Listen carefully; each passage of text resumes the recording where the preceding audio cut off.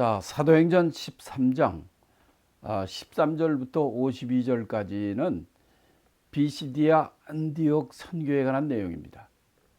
그런데 대부분의 많은 부분이 사도 바울의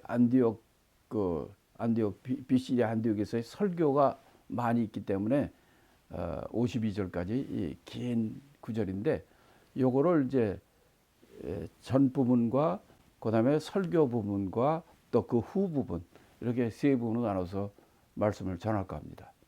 먼저 13절에서 14절 말씀을 함께 읽겠습니다. 바울과 및 동행하는 사람들이 바보에서 배 타고 밤빌리아에 있는 버가에 이르니, 요한은 저희에게서 떠나 예루살렘으로 돌아가고 저희는 버가로부터 지나 비시디아 안디옥에 이르러 안식일에 회당에 들어가 앉으니라.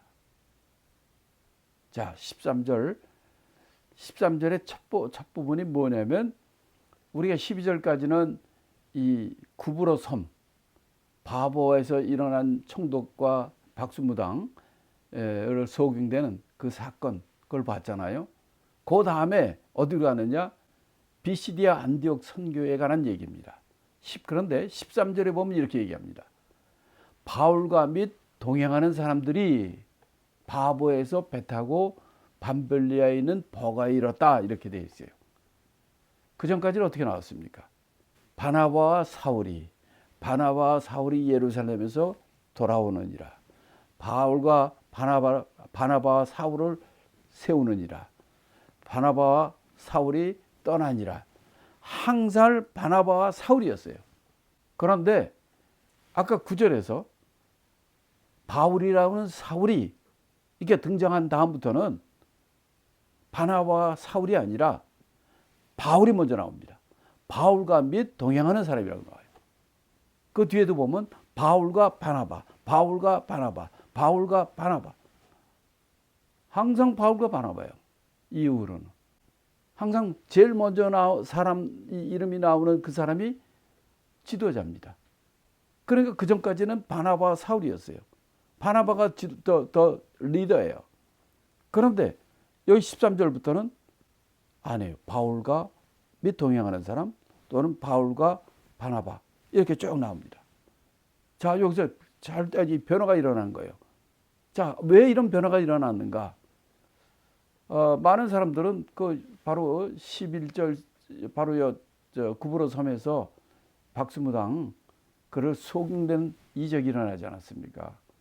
그리고 그런 적대적인 상황, 어려운 상황 가운데 사도 바울이 성령 충만하여 그를 저주하고 영적 전투에 승리하는, 그래서 소경이 되는 이런 일을 이루는 것을 보고 그의 영적 지도력이, 영적으로 그가 지도자가 되는 그런 일이 벌어졌다고 봅니다. 그래서 이 13절부터 쫙 끝날 때까지는 항상 바울과 바나바입니다. 그러니까 이 사도행전의 13장 이 부분부터는 이 주인공이 누구냐? 아니, 하나님 예수님 빼고 주인공이 누구냐? 바울이에요. 자, 그래서 여기 13절에도 바울과 및 동행하는 사람들이 어디에서 배 탔다고요? 바보예요. 바보는 어디 있는 도시입니까? 쿠브로 섬, 서쪽 끝에 있는 바보, 총독이 관저가 있는, 거기서 이제 일을 끝내고 배를 타고 어디로 가느냐? 밤빌리아에 있는 버가에 이르렀다. 밤빌리아에 있는 버가가 어디냐면요, 우리가 아까 사진 지도 봤죠. 자, 여기서 보면 바보에라는 구브로 섬 서쪽 끝에 있는 그 바보에서 배를 타고 밤빌리아 주, 미국으로 오면 밤빌리아 주, 한국으로 오면 경기도, 강원도 하는 밤빌리아 도의 버가라는 도시에까지 배 타고 가는 겁니다. 그러니까 버가는 해안 도시, 항구 도시예요. 거기까지 배를 타고 버가에 도착했다는 거예요. 자, 배 타고 밤빌리아 버가에 도착했어요. 여기 앞에 지도에 보면 잘 나와 있죠, 버가. 그런데 이 버가에서 좀 이들이 더 간 곳은 어디냐면 안디옥이라는 도시예요. 그러니까 성경에 사도행전에 안디옥이 두 군데 나옵니다. 하나는 안디옥 교회가 생긴 안디옥 교회가 있는 수리아 안디옥이 있어요. 안디옥 교회가 세워진대. 그리고 갈라디아 지역에 비시디아 안디옥이란 안디옥은 안디옥인데 이름 똑같지만 비시디아 스테이트에 있는 안디옥이에요. 그래서 비시디아 안디옥이라고 그래요. 더 큰 구역으로 본다면 갈라디아 지역입니다. 글로 이제 가게 된다는 거예요. 그런데 여기를 잘 보면은 이런 얘기가 나옵니다. 13절에 보면 배 타고 밤빌리아에 있는 버가에 이르니 그 다음에 말이 뭐라고 되냐면 요한은 저희에게서 떠나 예루살렘으로 돌아가고 이렇게 나와요. 요한이 누굽니까? 마가라는 요한이라고 그랬죠. 그러니까 바나바의 생질이라고 그랬죠. 그래서 이 선교 여행의 수종자로 따라왔다고 그랬죠. 그런데 여기서 보면 요 말이 들어가 있단 말이에요. 이 마가라는 요한이 저희에게서 떠나 예루살렘으로 돌아갔다는 거예요. 다시 말하면 이 바나바와 바울의 수종자로 마가라는 요한이 여기까지 따라왔는데 버거까지 왔다 이 말이에요. 그런데 거기서 탈퇴하는 거예요. 나 집으로 갈래 하고 예루살렘에 들어갔다. 예루살렘이 그 집이잖아요. 마가다락방 그 집이에요. 예루살렘으로 돌아갔다는 거예요. 근데 왜 돌아갔는지 여기서는 성경은 말을 안 해요. 뭐 돌아갈 때 여러 가지 이유가 있겠죠. 예를 들어서 그동안 다니다 보니까 젊으니까 아주 힘들고 집에 대한 향수병이 생긴다든지 아니 몸이 아파가지고 병든다든지 여러 가지 이유가 있을 수 있겠어요. 아주 확실히 알 수 있는 것은 뭐냐면 이 버거까지 왔다가 여기서 그가 집으로 돌아갔다는 거예요. 그럼 왜 돌아갔느냐? 이거는 우리가 여기로는 뭐 알 수 없지만은 이거는 좋지 않은 일임은 틀림없어요. 왜냐하면 이 문제, 마가라는 요한 때문에 바나바와 바울이 갈라집니다. 사역이 완전히 갈라져요. 아니, 그 이후로는 바나바가 등장하지 않습니다. 서로 심히 싸워가지고 헤어졌다고 그랬어요. 자, 예를 들어서 사도행전 15장 37절부터 40절까지 제가 읽겠습니다. 바나바는 마가라 하는 요한도 데리고 가고자 하나 바울은 밤빌리아에서 자기들을 떠나 한 가지로 일하러 가지 아니한 자를 데리고 가는 것이 옳지 않다 하여 서로 심히 다투어 피차 갈라서니 바나바는 마가를 데리고 배 타고 구브로로 가고 바울은 실라를 택한 후에 형제들에게 주의 은혜 부탁함을 받고 떠난다. 자, 보세요. 바나바와 바울이 심히 싸웠다는 거예요. 뭐 때문에 싸우느냐? 마가라는 요한 때문에 싸운 거예요. 바나바는 마가라는 요한을 이거 2차 선교여행 가기 전에 얘기입니다. 자, 2차 선교여행 우리 다시 한번 쭉 점검하라. 우리 같이 가자. 했더니 바나바가 야, 이번엔 그때는 중도에 도망갔지만은 이 마가라는 요한 데리고 가자. 이렇게 얘기했단 말이에요, 바나바가. 그랬더니 바울은 뭐라고 그러냐면 아니 밤빌리아에서 자기들을 떠나 우리를 떠나 한 가지로 일하러 가지 아니한 자를 데리고 가는 것이 옳지 않다. 그럼 나쁜 놈이라는 거예요. 우리 같이 일하기로 했는데 도망갔다는 거지. 옳지 않기 때문에 그래서 바나바와 바울이 심히 다투어 피차 갈라졌다는 거예요. 그러니까 바나바는 야 그래도 그때 그랬어도 데려가서 또 쓰자 하는 마음이고 바울은 얘는 한 것이 나쁜 짓이야. 옳지 않은 짓이야. 그렇기 때문에 옳지 않은 일을 했기 때문에 이런 애는 쓰면 안 돼라는 거예요. 그러면 예를 들어서 얘가 거기서 선교하다가 아파가지고 병이 걸려서 아파가지고 갔다.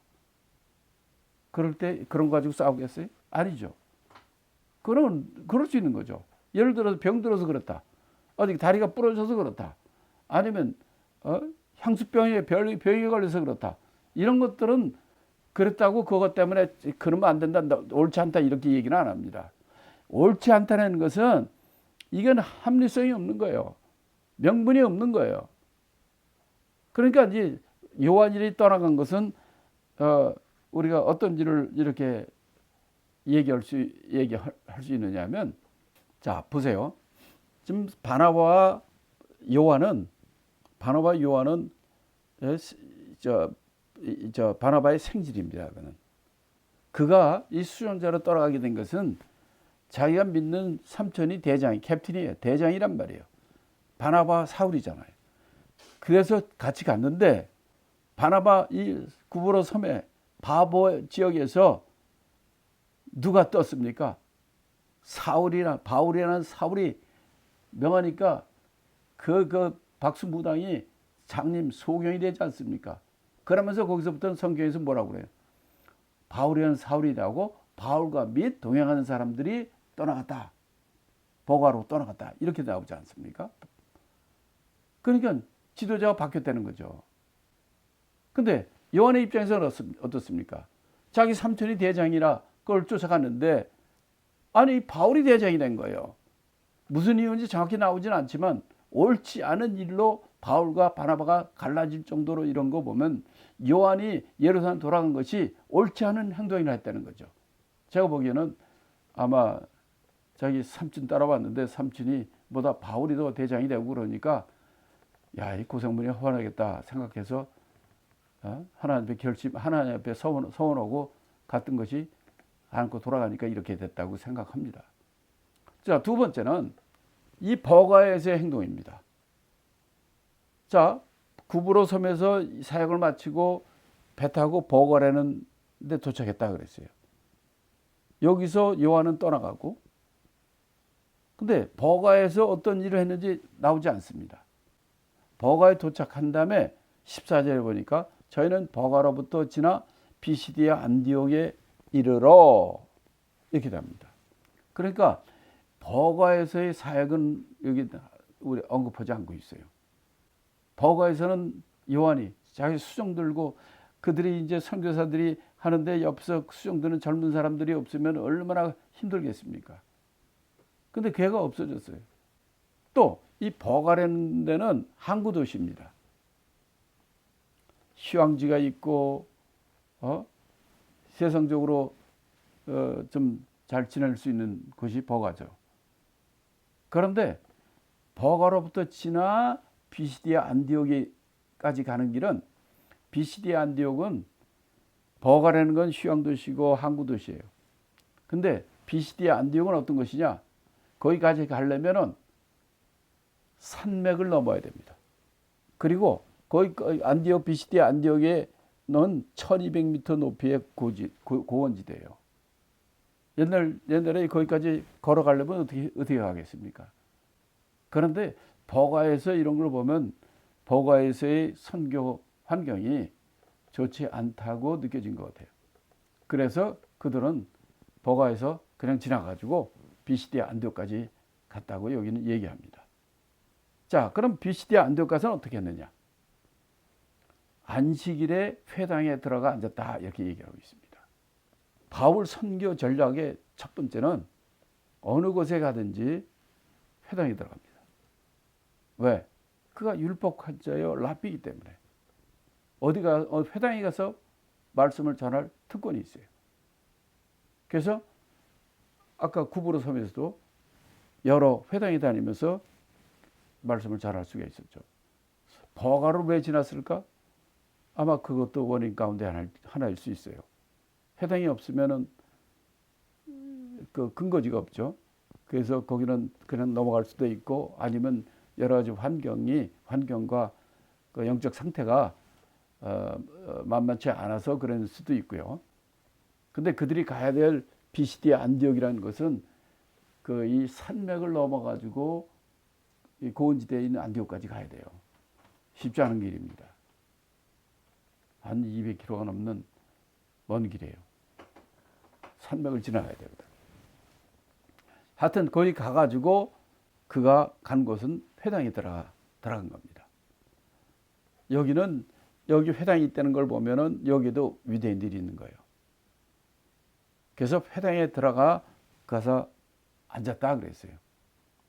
여기서 보면 그 뒤에 보면은 이들이 회당에서 어떻게 하는 건지 이제 15절, 16절에 나오기도 합니다. 15절, 16절까지만 더 보고 그다음에 바울 설교 더 들어가겠습니다. 15절, 16절 읽겠습니다.